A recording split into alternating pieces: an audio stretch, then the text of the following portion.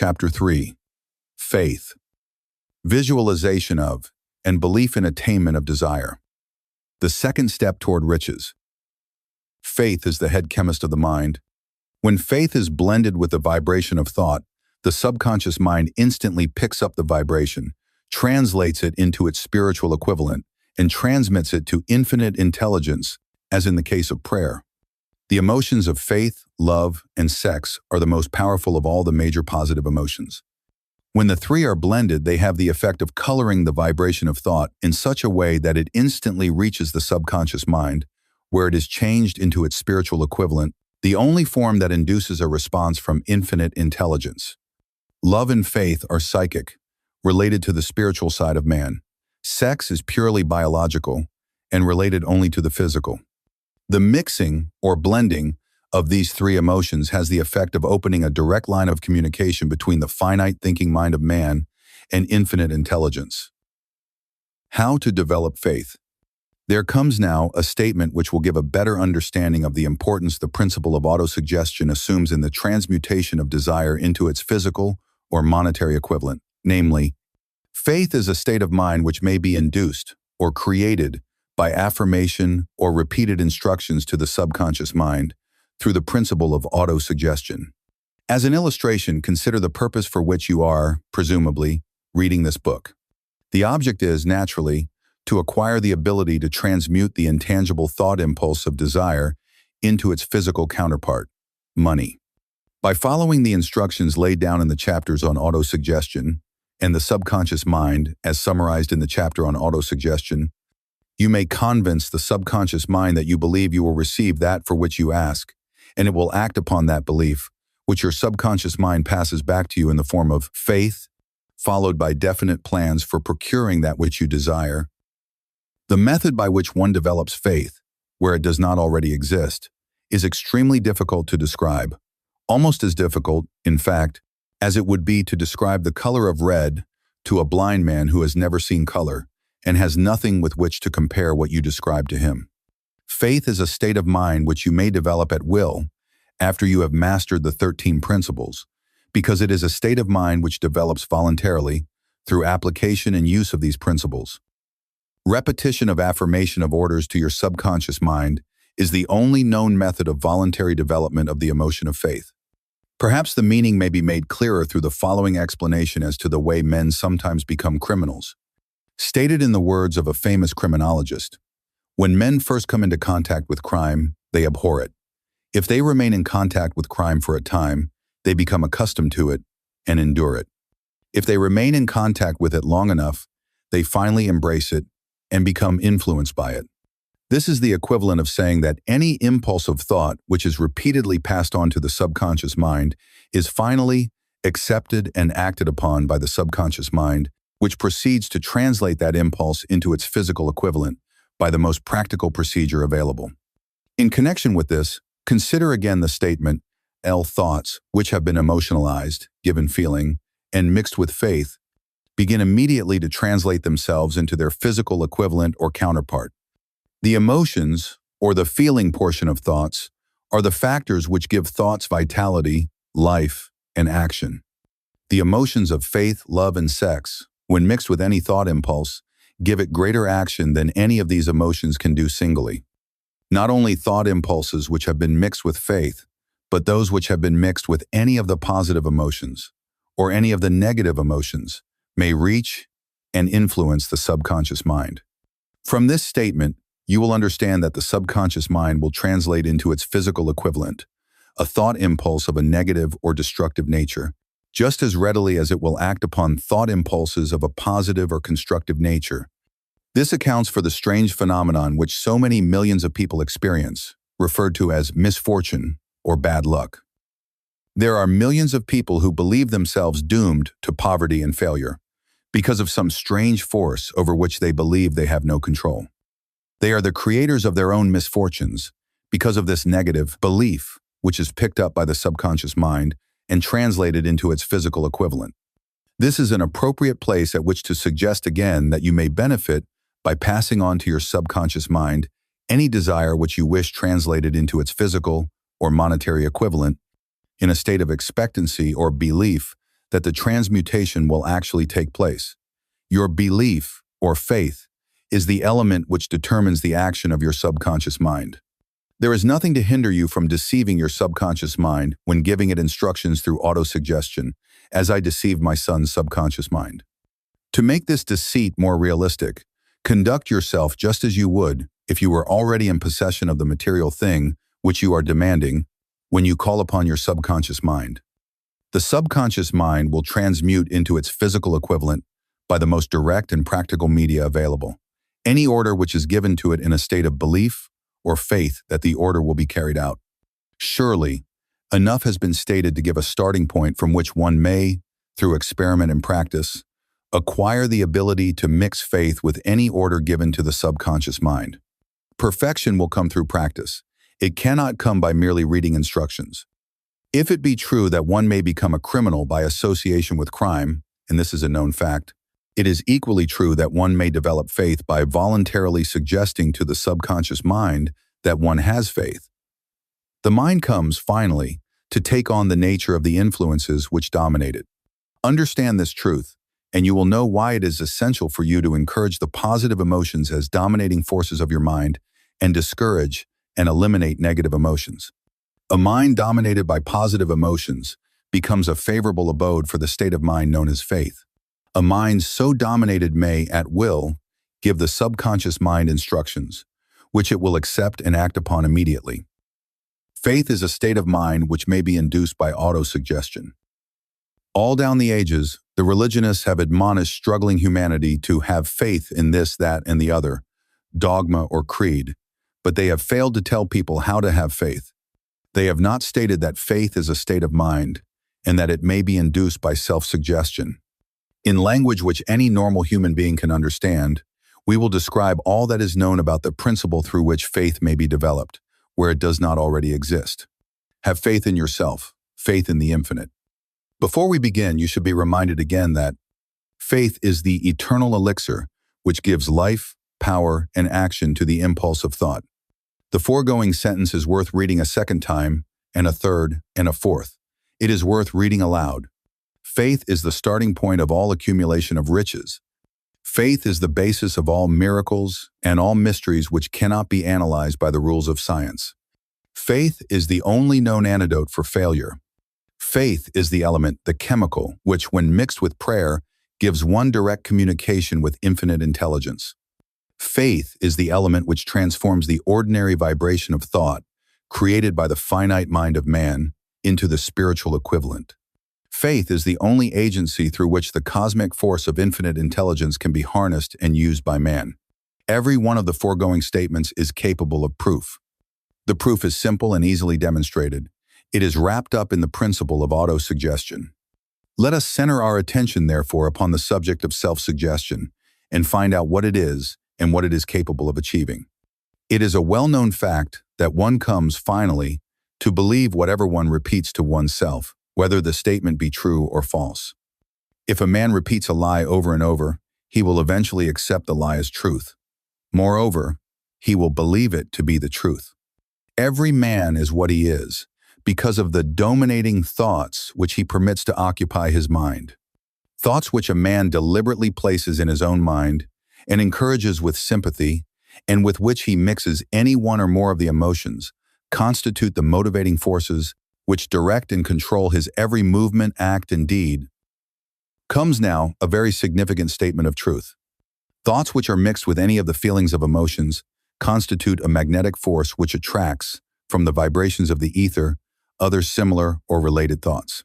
A thought thus magnetized with emotion may be compared to a seed which, when planted in fertile soil, germinates, grows, and multiplies itself over and over again until that which was originally one small seed becomes countless millions of seeds of the same brand. The ether is a great cosmic mass of eternal forces of vibration. It is made up of both destructive vibrations and constructive vibrations. It carries, at all times, vibrations of fear, poverty, disease, failure, misery, and vibrations of prosperity, health, success, and happiness, just as surely as it carries the sound of hundreds of orchestrations of music and hundreds of human voices, all of which maintain their own individuality and means of identification through the medium of radio. From the great storehouse of the ether, the human mind is constantly attracting vibrations which harmonize with that which dominates the human mind. Any thought, idea, plan, or purpose which one holds in one's mind attracts, from the vibrations of the ether, a host of its relatives, adds these relatives to its own force, and grows until it becomes the dominating, motivating master of the individual in whose mind it has been housed. Now, let us go back to the starting point and become informed as to how the original seed of an idea, plan, or purpose may be planted in the mind. The information is easily conveyed. Any idea, plan, or purpose may be placed in the mind through repetition of thought. This is why you are asked to write out a statement of your major purpose, or definite chief aim, commit it to memory, and repeat it in audible words, day after day, until these vibrations of sound have reached your subconscious mind. We are what we are because of the vibrations of thought which we pick up and register through the stimuli of our daily environment. Resolve to throw off the influences of any unfortunate environment and to build your own life to order. Taking inventory of mental assets and liabilities, you will discover that your greatest weakness is lack of self-confidence. This handicap can be surmounted, and timidity translated into courage, through the aid of the principle of autosuggestion. The application of this principle may be made through a simple arrangement of positive thought impulses stated in writing, memorized, and repeated until they become a part of the working equipment of the subconscious faculty of your mind. Self-confidence formula. First, I know that I have the ability to achieve the object of my definite purpose in life. Therefore, I demand of myself persistent, continuous action toward its attainment, and I here and now promise to render such action.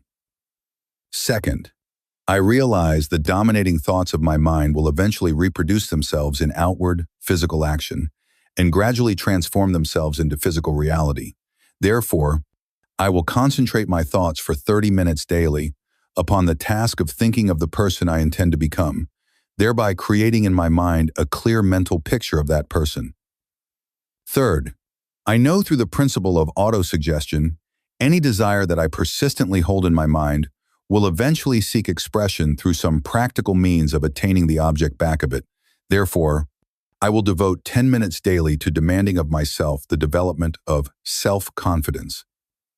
Fourth, I have clearly written down a description of my definite chief aim in life, and I will never stop trying until I shall have developed sufficient self-confidence for its attainment. Fifth, I fully realize that no wealth or position can long endure unless built upon truth and justice. Therefore, I will engage in no transaction which does not benefit all whom it affects. I will succeed by attracting to myself the forces I wish to use and the cooperation of other people. I will induce others to serve me because of my willingness to serve others. I will eliminate hatred, envy, jealousy, selfishness, and cynicism by developing love for all humanity, because I know that a negative attitude toward others can never bring me success. I will cause others to believe in me because I will believe in them and in myself. I will sign my name to this formula, commit it to memory, and repeat it aloud once a day, with full faith that it will gradually influence my thoughts and actions so that I will become a self-reliant and successful person. Back of this formula is a law of nature which no man has yet been able to explain. It has baffled the scientists of all ages. The psychologists have named this law autosuggestion and let it go at that. The name by which one calls this law is of little importance. The important fact about it is, it works for the glory and success of mankind if it is used constructively. On the other hand, if used destructively, it will destroy just as readily. In this statement may be found a very significant truth, namely, that those who go down in defeat and end their lives in poverty, misery, and distress do so because of negative application of the principle of autosuggestion. The cause may be found in the fact that all impulses of thought have a tendency to clothe themselves in their physical equivalent. The subconscious mind, the chemical laboratory in which all thought impulses are combined and made ready for translation into physical reality, makes no distinction between constructive and destructive thought impulses. It works with the material we feed it through our thought impulses. The subconscious mind will translate into reality a thought driven by fear, just as readily as it will translate into reality a thought driven by courage or faith. The pages of medical history are rich with illustrations of cases of suggestive suicide. A man may commit suicide through negative suggestion just as effectively as by any other means. In a Midwestern city, a man by the name of Joseph Grant, a bank official, borrowed a large sum of the bank's money without the consent of the directors. He lost the money through gambling. One afternoon, the bank examiner came and began to check the accounts. Grant left the bank, took a room in a local hotel, and when they found him, 3 days later, he was lying in bed, wailing and moaning, repeating over and over these words, "My God, this will kill me. I cannot stand the disgrace." In a short time, he was dead. The doctors pronounced the case one of mental suicide. Just as electricity will turn the wheels of industry and render useful service if used constructively, or snuff out life if wrongly used, so will the law of autosuggestion lead you to peace and prosperity, or down into the valley of misery, failure, and death, according to your degree of understanding and application of it. If you fill your mind with fear, doubt, and unbelief in your ability to connect with and use the forces of infinite intelligence, the law of autosuggestion will take this spirit of unbelief and use it as a pattern by which your subconscious mind will translate it into its physical equivalent. This statement is as true as the statement that 2 and 2 are 4. Like the wind which carries one ship east and another west, the law of autosuggestion will lift you up or pull you down, according to the way you set your sails of thought. The law of autosuggestion, through which any person may rise to altitudes of achievement which stagger the imagination, is well described in the following verse. If you think you are beaten, you are. If you think you dare not, you don't. If you like to win, but you think you can't, it is almost certain you won't. If you think you'll lose, you're lost. For out of the world we find, success begins with a fellow's will. It's all in the state of mind. If you think you are outclassed, you are. You've got to think high to rise. You've got to be sure of yourself before you can ever win a prize. Life's battles don't always go to the stronger or faster man. But sooner or late, the man who wins is the man who thinks he can. Observe the words which have been emphasized, and you will catch the deep meaning which the poet had in mind. Somewhere in your makeup, perhaps in the cells of your brain, there lies sleeping, the seed of achievement which, if aroused and put into action, would carry you to heights such as you may never have hoped to attain. Just as a master musician may cause the most beautiful strains of music to pour forth from the strings of a violin, so may you arouse the genius which lies asleep in your brain and cause it to drive you upward to whatever goal you may wish to achieve. Abraham Lincoln was a failure at everything he tried until he was well past the age of 40. He was a Mr. Nobody from nowhere until a great experience came into his life, aroused the sleeping genius within his heart and brain, and gave the world one of its really great men. That experience was mixed with the emotions of sorrow and love. It came to him through Anne Rutledge, the only woman whom he ever truly loved. It is a known fact that the emotion of love is closely akin to the state of mind known as faith, and this for the reason that love comes very near to translating one's thought impulses into their spiritual equivalent. During his work of research, the author discovered, from the analysis of the life work and achievements of hundreds of men of outstanding accomplishment, that there was the influence of a woman's love back of nearly every one of them. The emotion of love, in the human heart and brain, creates a favorable field of magnetic attraction, which causes an influx of the higher and finer vibrations which are afloat in the ether. If you wish evidence of the power of faith, study the achievements of men and women who have employed it. At the head of the list comes the Nazarene. Christianity is the greatest single force which influences the minds of men. The basis of Christianity is faith, no matter how many people may have perverted or misinterpreted the meaning of this great force, and no matter how many dogmas and creeds have been created in its name, which do not reflect its tenets. The sum and substance of the teachings and the achievements of Christ, which may have been interpreted as miracles, were nothing more nor less than faith. If there are any such phenomena as miracles, they are produced only through the state of mind known as faith. Some teachers of religion, and many who call themselves Christians, neither understand nor practice faith. Let us consider the power of faith as it is now being demonstrated by a man who is well known to all of civilization, Mahatma Gandhi of India. In this man, the world has one of the most astounding examples known to civilization of the possibilities of faith. Gandhi wields more potential power than any man living at this time, and this, despite the fact that he has none of the orthodox tools of power, such as money, battleships, soldiers, and materials of warfare. Gandhi has no money, he has no home, he does not own a suit of clothes, but he does have power. How does he come by that power? He created it out of his understanding of the principle of faith and through his ability to transplant that faith into the minds of 200 million people. Gandhi has accomplished, through the influence of faith, that which the strongest military power on earth could not and never will accomplish through soldiers and military equipment. He has accomplished the astounding feat of influencing 200 million minds to coalesce and move in unison as a single mind. What other force on earth, except faith, could do as much? There will come a day when employees as well as employers will discover the possibilities of faith. That day is dawning. The whole world has had ample opportunity during the recent business depression to witness what the lack of faith will do to business. Surely civilization has produced a sufficient number of intelligent human beings to make use of this great lesson which the depression has taught the world. During this depression, the world had evidence in abundance that widespread fear will paralyze the wheels of industry and business.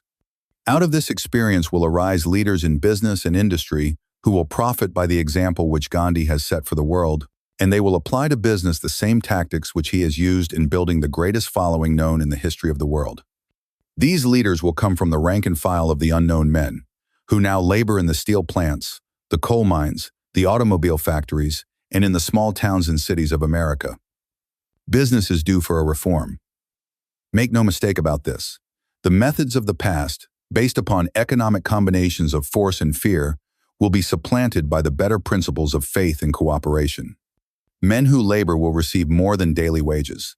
They will receive dividends from the business, the same as those who supply the capital for business. But first they must give more to their employers and stop this bickering and bargaining by force at the expense of the public.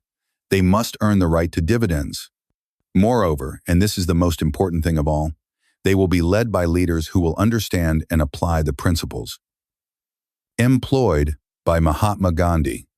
Only in this way may leaders get from their followers the spirit of full cooperation, which constitutes power in its highest and most enduring form. This stupendous machine age in which we live, and from which we are just emerging, has taken the soul out of men. Its leaders have driven men as though they were pieces of cold machinery. They were forced to do so by the employees who have bargained, at the expense of all concerned, to get and not to give. The watchword of the future will be human happiness and contentment, and when this state of mind shall have been attained, the production will take care of itself more effectively than anything that has ever been accomplished where men did not and could not mix faith and individual interest with their labor. Because of the need for faith and cooperation in operating business and industry, it will be both interesting and profitable to analyze an event which provides an excellent understanding of the method by which industrialists and businessmen accumulate great fortunes, by giving before they try to get. The event chosen for this illustration dates back to 1900, when the United States Steel Corporation was being formed. As you read the story, keep in mind these fundamental facts, and you will understand how ideas have been converted into huge fortunes. First, the huge United States Steel Corporation was born in the mind of Charles M. Schwab, in the form of an idea he created through his imagination. Second, he mixed faith with his idea. Third, he formulated a plan for the transformation of his idea into physical and financial reality. Fourth, he put his plan into action with his famous speech at the University Club. Fifth, he applied and followed through on his plan with persistence and backed it with firm decision until it had been fully carried out. Sixth, he prepared the way for success by a burning desire for success. If you are one of those who have often wondered how great fortunes are accumulated, this story of the creation of the United States Steel Corporation will be enlightening. If you have any doubt that men can think and grow rich, this story should dispel that doubt, because you can plainly see in the story of the United States Steel the application of a major portion of the 13 principles described in this book. This astounding description of the power of an idea was dramatically told by John Lowell in the New York World Telegram, with whose courtesy it is here reprinted. A pretty after-dinner speech for $1 billion. When, on the evening of the 12th of December, 1900, some 80 of the nation's financial nobility gathered in the banquet hall of the University Club on Fifth Avenue to do honor to a young man from out of the West, not half a dozen of the guests realized they were to witness the most significant episode in American industrial history.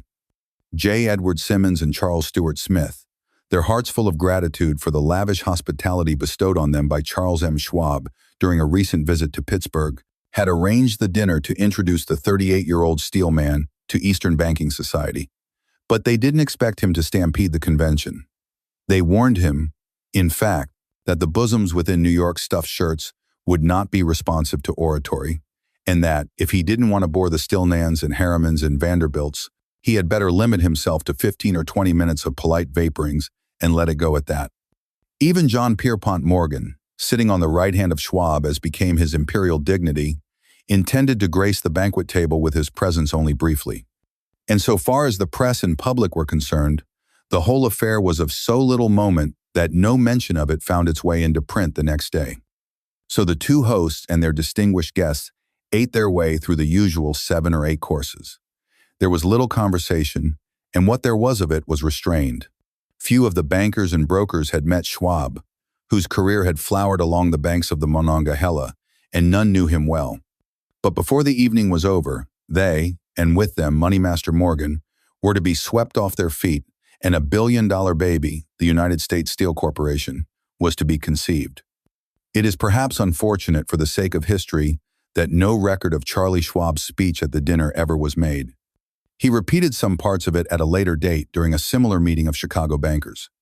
And still later, when the government brought suit to dissolve the Steel Trust, he gave his own version, from the witness stand, of the remarks that stimulated Morgan into a frenzy of financial activity. It is probable, however, that it was a homely speech, somewhat ungrammatical, for the niceties of language never bothered Schwab, full of epigram and threaded with wit. But aside from that, it had a galvanic force and effect upon the $5 billion of estimated capital that was represented by the diners. After it was over, and the gathering was still under its spell, although Schwab had talked for 90 minutes, Morgan led the orator to a recessed window where, dangling their legs from the high, uncomfortable seat, they talked for an hour more. The magic of the Schwab personality had been turned on, full force, but what was more important and lasting was the full-fledged, clear-cut program he laid down for the aggrandizement of steel. Many other men had tried to interest Morgan in slapping together a steel trust after the pattern of the biscuit, wire and hoop, sugar, rubber, whiskey, oil, or chewing gum combinations. John W. Gates, the gambler, had urged it, but Morgan distrusted him. The Moore boys, Bill and Jim, Chicago stock jobbers who had glued together a match trust and a cracker corporation, had urged it and failed. Elbert H. Gary, the sanctimonious country lawyer, wanted to foster it, but he wasn't big enough to be impressive.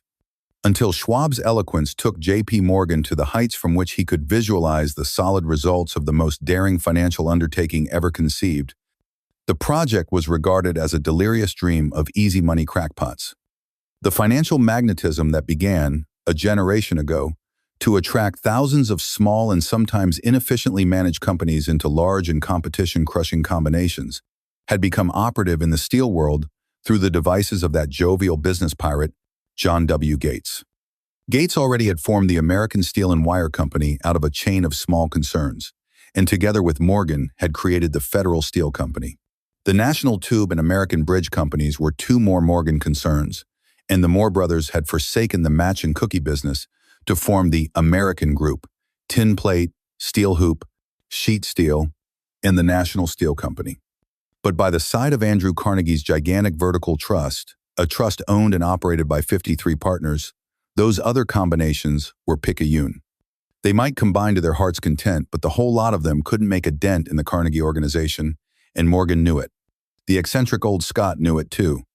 From the magnificent heights of Skibo Castle he had viewed, first with amusement and then with resentment, the attempts of Morgan's smaller companies to cut into his business. When the attempts became too bold, Carnegie's temper was translated into anger and retaliation. he decided to duplicate every mill owned by his rivals. Hitherto, he hadn't been interested in wire, pipe, hoops, or sheet. Instead, he was content to sell such companies the raw steel and let them work it into whatever shape they wanted. Now, with Schwab as his chief and able lieutenant, he planned to drive his enemies to the wall. So it was that in the speech of Charles M. Schwab, Morgan saw the answer to his problem of combination. A trust without Carnegie, giant of them all, would be no trust at all, a plum pudding, as one writer said, without the plums. Schwab's speech on the night of the 12th of December, 1900, undoubtedly carried the inference, though not the pledge, that the vast Carnegie enterprise could be brought under the Morgan tent. He talked of the world future for steel, of reorganization for efficiency, of specialization, of the scrapping of unsuccessful mills and concentration of effort on the flourishing properties, of economies in the ore traffic, of economies in overhead and administrative departments, of capturing foreign markets. More than that, he told the buccaneers among them wherein lay the errors of their customary piracy. Their purposes, he inferred, had been to create monopolies, raise prices, and pay themselves fat dividends out of privilege. Schwab condemned the system in his heartiest manner. The short-sightedness of such a policy, he told his hearers, lay in the fact that it restricted the market in an era when everything cried for expansion. By cheapening the cost of steel, he argued, an ever-expanding market would be created. More uses for steel would be devised, and a goodly portion of the world trade could be captured. Actually, though he did not know it, Schwab was an apostle of modern mass production. So the dinner at the University Club came to an end. Morgan went home to think about Schwab's rosy predictions. Schwab went back to Pittsburgh to run the steel business for Andrew Carnegie, while Gary and the rest went back to their stock tickers to fiddle around in anticipation of the next move. It was not long coming. It took Morgan about 1 week to digest the feast of reason Schwab had placed before him. When he had assured himself that no financial indigestion was to result, he sent for Schwab and found that young man rather coy. Mr. Carnegie, Schwab indicated, might not like it if he found his trusted company president had been flirting with the Emperor of Wall Street, the street upon which Carnegie was resolved never to tread. Then it was suggested by John W. Gates, the go-between, that if Schwab happened to be in the Bellevue Hotel in Philadelphia, J.P. Morgan might also happen to be there. When Schwab arrived, however, Morgan was inconveniently ill at his New York home, and so, on the elder man's pressing invitation, Schwab went to New York and presented himself at the door of the financier's library. Now, certain economic historians have professed the belief that from the beginning to the end of the drama, the stage was set by Andrew Carnegie, that the dinner to Schwab, the famous speech, the Sunday night conference between Schwab and the Money King, were events arranged by the canny Scot. The truth is exactly the opposite. When Schwab was called in to consummate the deal, he didn't even know whether the little boss, as Andrew was called, would so much as listen to an offer to sell, particularly to a group of men whom Andrew regarded as being endowed with something less than holiness. But Schwab did take into the conference with him, in his own handwriting, 6 sheets of copperplate figures, representing to his mind the physical worth and the potential earning capacity of every steel company he regarded as an essential star in the new metal firmament. 4 men pondered over these figures all night. The chief, of course, was Morgan, steadfast in his belief in the divine right of money. With him was his aristocratic partner, Robert Bacon, a scholar and a gentleman. The third was John W. Gates, whom Morgan scorned as a gambler and used as a tool. The fourth was Schwab, who knew more about the processes of making and selling steel than any whole group of men then living. Throughout that conference, the Pittsburghers' figures were never questioned. If he said a company was worth so much, then it was worth that much and no more. He was insistent, too, upon including in the combination only those concerns he nominated.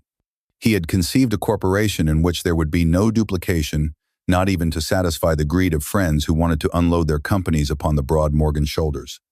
Thus he left out, by design, a number of the larger concerns upon which the walruses and carpenters of Wall Street had cast hungry eyes. When dawn came, Morgan rose and straightened his back. Only one question remained. "Do you think you can persuade Andrew Carnegie to sell?" he asked. "I can try," said Schwab. "If you can get him to sell, I will undertake the matter. said Morgan. So far, so good. But would Carnegie sell? How much would he demand? Schwab thought about $320 million. What would he take payment in? Common or preferred stocks? Bonds? Cash? Nobody could raise $1/3 billion in cash.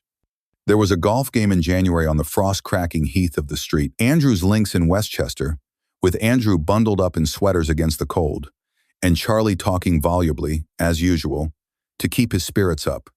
But no word of business was mentioned until the pair sat down in the cozy warmth of the Carnegie cottage hard by.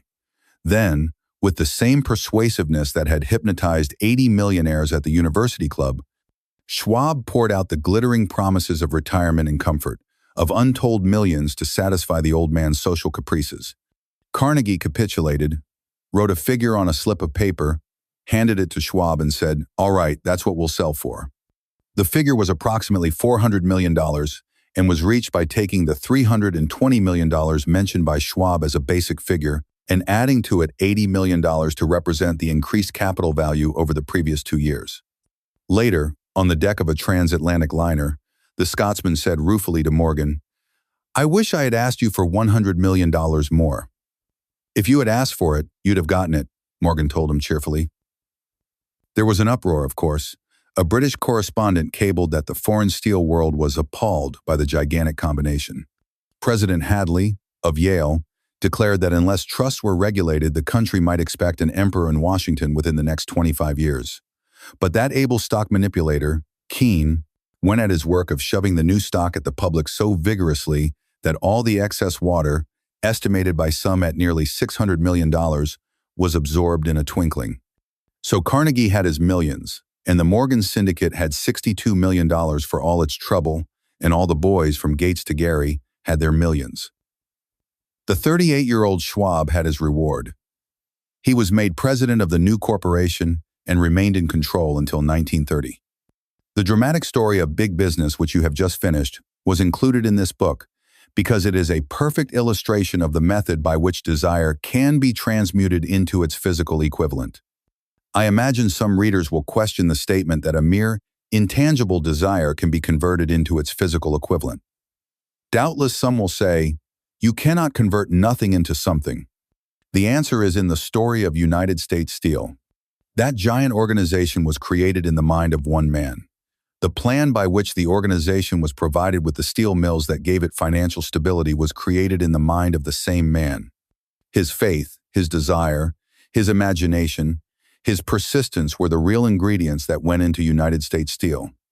The steel mills and mechanical equipment acquired by the corporation, after it had been brought into legal existence, were incidental, but careful analysis will disclose the fact that the appraised value of the properties acquired by the corporation increased in value by an estimated $600 million by the mere transaction which consolidated them under one management.